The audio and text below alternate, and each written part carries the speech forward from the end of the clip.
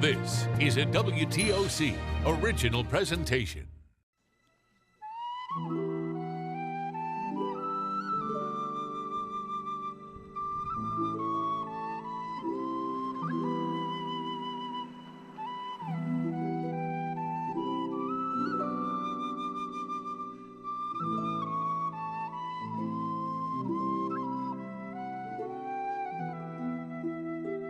Every picture tells a story of suffering, of triumph, of unlikely encounters, and the hand of God. We have traveled to the villages and fields, to the great cities that still carry the hope of the world, to tear-stained beaches and fortresses that shielded fair Kinsale, home of our ancestors.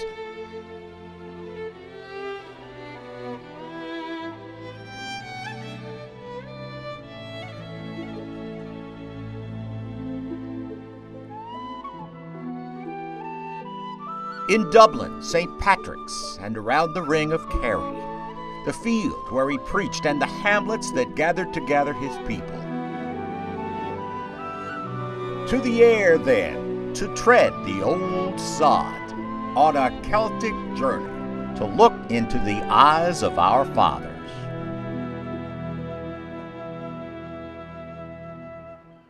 Morning! A night's journey from Atlanta brought us to Heathrow in London, where we met a good Northern Irish Catholic, Sean McGoldrick, whose eyes would define the journey ahead. His driving skills would be tested once or twice, too, on the narrow roads built to handle the commerce of the Roman Empire. We're going to savor every morsel. 12 days on Europe's ancient isles. Come along on a Celtic journey with a little touch of England on the side. A soft rain accompanies us through the English past to the doorstep of the man whose pen brought the English language to life. If you've got questions, do ask. These are the streets where played the lad said to be the greatest writer in the story of man. Stratford-upon-Avon is the birth and death place of William Shakespeare, a city of scant more than 25,000, visited each year by millions. Diver Dulcerino. Actors portray characters from Shakespeare plays. This gentleman quoth King Lear, tween photo ops in the courtyard garden. And along the River Avon, passers-by can ponder the achievements of the bard with a cup of hot chocolate to brace against the 60-degree cool. You take the high road and I'll take the low road. North to Scotland now, in the banks of Loch Lomond, where a soldier wrote a song for the ages. Imprisoned, away from his lover, and destined never to see her again, he promised to meet her again by way of the Low Road, a special passageway for souls returning to their hearth and home. See if yours is any better than mine. Down the road from Loch Lomond, Glasgow, a blistering, fast-paced, working-class city, now emerging as a major cultural center of Scotland. Long known as a dingy industrial port city, Glasgow has very much changed over the last few years. It's as much given to the arts and architecture, gardens and beauty. Quite clearly, Glasgow has been revitalized just in our lifetime. George Square is the heart of the city of Glaswegians, whose every day is a festival with open-air markets and the great vistas of Scotland. But if the cities are stunning, the countryside is exquisite. In the Highlands, a piper calls the clans back to their roots among the mountains, where dwells the Lion of Scotland. Millions of years ago, scholars believe that the continents were all one, and that when they split, what we now know as the Great Smoky Mountains were once the Highlands of Scotland. Is any guarantee this was really good haggis? You know, it's time now to confront the elephant in the room. Yes, parents, just like having to explain the birds and the bees, there comes a time when you just have to talk about haggis. Let me make it look pretty for you. In the good old days, it was a way of using up the cuts of meat that weren't so popular eaten on their own. Sheep's stomach was what was stuffed with the haggis and then boiled in the stomach. Larry, did you have haggis? No, I didn't, but my next door neighbor did. Did you try the haggis? No. No, I'm full now. Yes, that's a one-time deal. It's real good.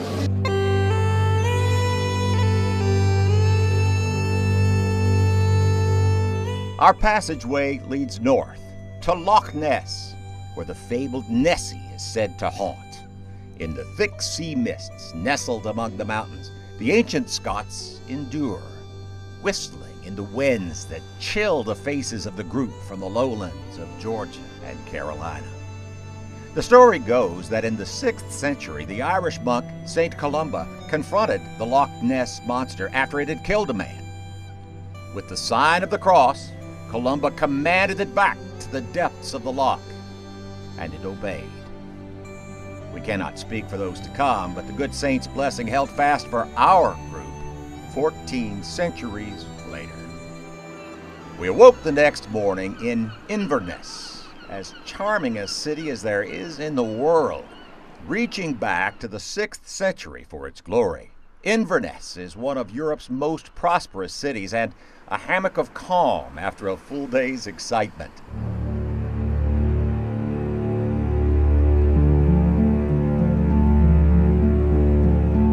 One interpretation of the war between American states is that it was the struggle between the coming northern industrial capitalism and the southern colonial farm economy. On a hill in Scotland, that battle was fought as well between the British industrialists and the Scottish Highlanders, led by Bonnie Prince Charlie. The Highlanders were surrendering, and they were murdered basically. There were, no quarter, no mercy for the living, any wounded or surrendering to be. And then they had to stop everything that was a Highland rebel. The clothes, the military clothes that allowed them to be so strong in campaigns was the philomore, the kilt that they used to wear.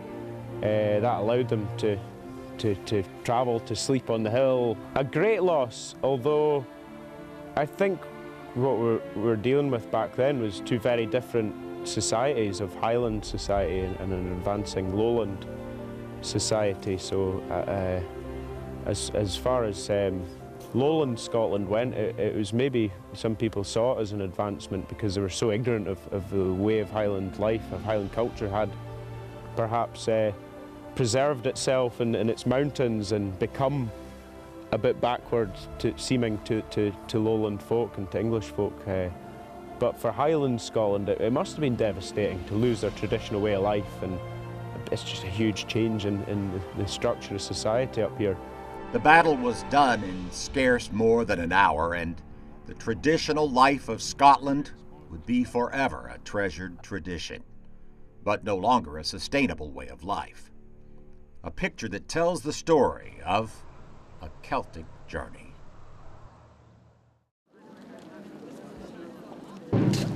For Christ's crown and covenant! For Christ's crown and covenant! Since at least the 12th century, Edinburgh Castle has stood above the Athens of the North, protecting the city throughout a history that stretches to the Bronze Age.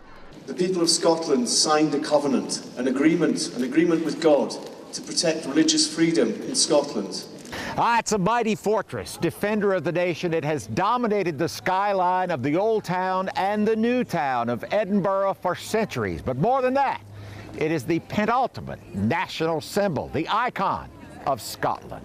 A key fort in the city's development, the castle overlooks the 18th century New City and the stretch of street known as the Royal Mile. Along that street, figures from recently popularized Scottish history and St. Giles Cathedral, the mother church of the Presbyterian faith. Young Emily Dixon, who is otherwise a very sweet child, convinced Craig to climb the hill to get above Edinburgh so we could see why it's called the Athens of the North. Though he was panting and out of breath, he was able to keep mostly steady shots of the breathtaking vision of Scotland along the North Sea shores. Its universities also identify Edinburgh as a city worthy of the ancient Greeks, and more important in popular culture than any of the great bastions of learning is this building, known to the world as the Hogwarts, home of Harry Potter.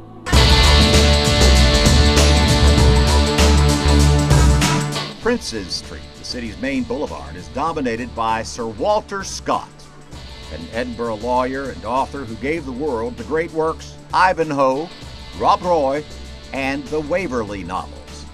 Scott is credited with the creation of the historical novel, and his presence heralds the city's emphasis on education and its magnetism to young people from all over the world.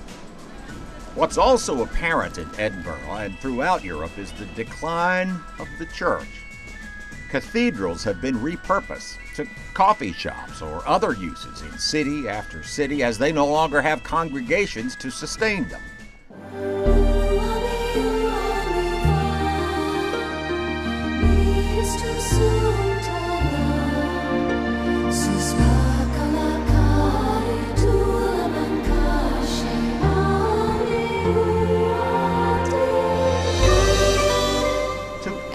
Then, across the Irish Sea, to the land that captured the heart of the saints.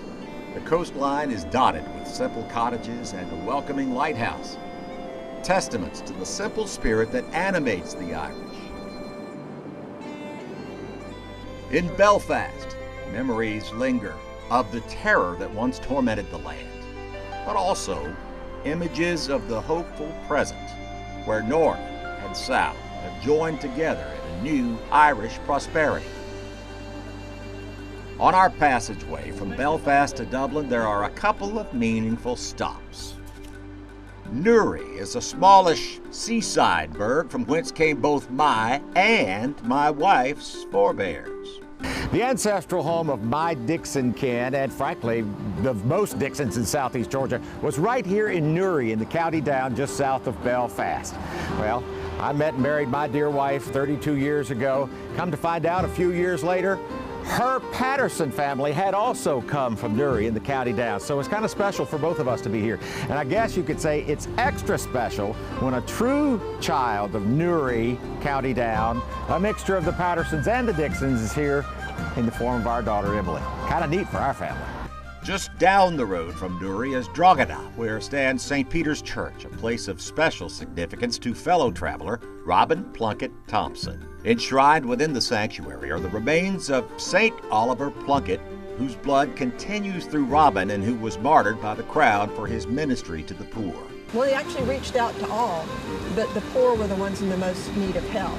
And the people were there when he was martyred, and they actually took what they could of his remains and hid them. And they hid them for hundreds of years. And that picture, too, tells a story of our Celtic journey.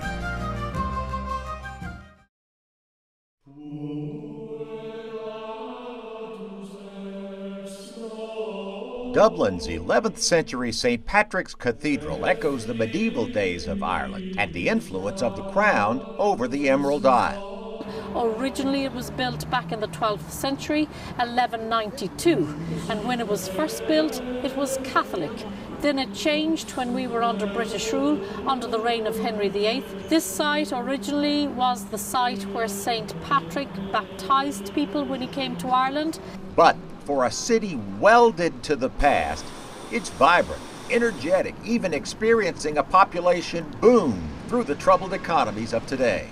Well, Dublin is a very vibrant city. It's a very young city.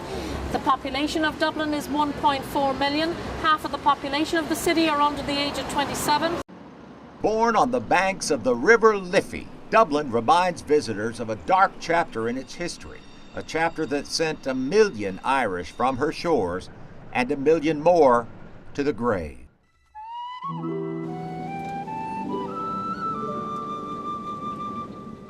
It was into the Dingle Peninsula that the Great Hunger of 1841 sank its teeth. This is raw Ireland at its most beautiful, but also where the ground is least fertile and the elements least forgiving. The potato was a staple of the Irish diet, and when it was compromised, so too was the food supply of the nation. For some areas, there were choices. Not so here.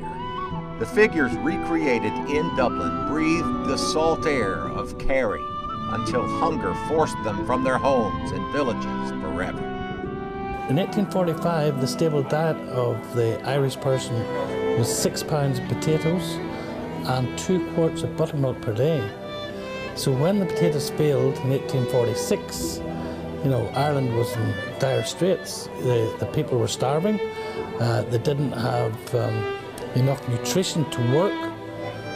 And because they were tenants on many of the English farms, when they weren't able to pay the rent, they were thrown off their farmsteads and made to wander around the streets of Ireland. Really, the first people to recognise this was the people from the United States. They began sending shipments of Indian maize over to Ireland to assist the Irish. But of course, during that period, Ireland was being governed by England, and they refused to let many of these supplies land. Some of the lost Irish are here in Glasnevin, established by Daniel O'Connell, the first son of Dublin. More than 1.1 million Irish souls rest here. Records have been digitized, and we could stare out over the grounds and look back through time at the names and the threads and the story. But not for long, because Kildare awaits, with a walk through Ireland's horse country and the great beauty of an expanse of land known as the Irish National Stud.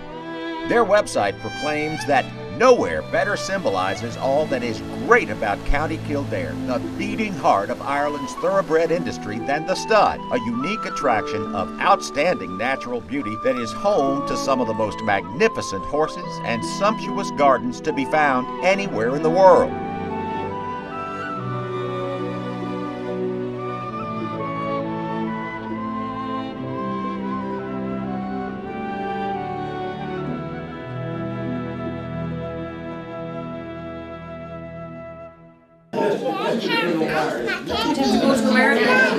Time now to meet Grace and the puppies as we look in on the Ireland of our dreams. Outside Cashel, County Tipperary, a working farmhouse, offers tea and scones and a glimpse at the shepherds of Ireland. We grew up in it, and I suppose we like it too. It's outdoor life. Not the best paying job, but I suppose it's good, a good place to raise your kids as well. The evening found us in Kinsale, which drinks from the ocean along the coast of Cork. Pungent and fishy and stink, not sanitized by tourist potential, it is now, as then, a fishing village, untouched by time, damp with the rains and the sea. Now it's a little bit blowy today, so we won't stand still for too long. Across the bay stands Charles Fort, built in the 17th century and associated with some of the most momentous events in Irish history. More importantly to us is the green of it and the lofty perch it affords us to again drink in the village of Kinsale. Well done. Now, if that last sentence seemed especially eloquent to you, then credit this. The Blarney Stone, which we all kissed with great anticipation, but not a lot of wind, because by the time you've traversed the grounds and wound and climbed near 100 narrow stone stairs and stooped under the narrow passageways, well, by that time most of the passion has gone out of the kiss, but we all mustered just enough to make sure we could appropriately regale each other later that night. Alive, alive, alive, muscles, alive. 'Twas in Killarney at Danny Mann's pub where we came across an old friend, Tim O'Riordan of the band Natural Gas, who visited Savannah on a few St. Patrick's Days a few years ago. Killarney, by the way, might be as picturesque a town as we saw in Ireland, or maybe it was just the influence of the pub that made it seem that way. Ladies, Irish coffee? We'll share one. A hair of the dog was in order the next morning and was provided. The ladies were already disposed to empty their wallets, and coming as it did near the end of the trip, and then lubricated by a spot of Irish coffee, well, What could we say except what smart business people the Irish turned out to be? I-O, says back to work I go. But not back yet. There is one last piece of business in the land of saints and scholars around the Ring of Kerry, whose beauty no words can imagine. A final picture that tells a story of a Celtic journey. What sticks with you after a 2-week adventure to the old country? Well, that's a question we asked our Celtic companions. For me, the most wonderful thing was the group. The fact that people who did not know each other have become good friends. People were happy and everybody was talking. And I didn't dream the scenery would be so fantastic. I've enjoyed most, though, the pubs and the singing, and the food is delicious. The sheep. Just can't get enough of the sheep. Those little black faces, the hairy-faced cows. We've just really had a good time, and being with Brittany, that made a difference too. That was fun. You know, I'm a son of Ireland. I love coming back here. I'm here with 2 girls that I started kindergarten with, and we still see each other at least once a week, and I think that's just a wonderful, wonderful thing to celebrate.